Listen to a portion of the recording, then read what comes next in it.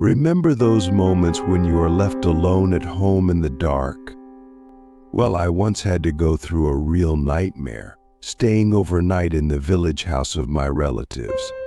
This house, built back in the 19th century, always seemed to me like some strange and mysterious place.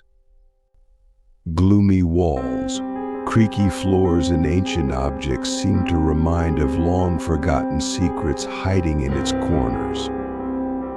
As night fell, the house began to take on a life of its own. Mysterious sounds and rustling sounds came from dark corners, forcing my imagination to work at full capacity. I began to hear strange footsteps on the stairs, as if someone was quietly ascending to the second floor, although I was sure that there was no one in the house except me. As I walked past mirrors, I saw reflections of shadows that seemed to move on their own. Suddenly, from the darkness, it seemed to me that I could distinguish the ghostly figures of the past inhabitants of this house, rapidly disappearing into the darkness. My heart began to beat faster and my skin broke out in a cold sweat.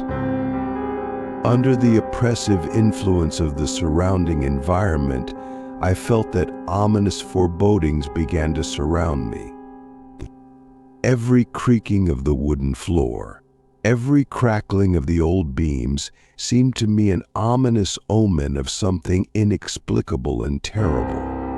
That evening I experienced a real nightmare, left at home in the village alone with the darkness.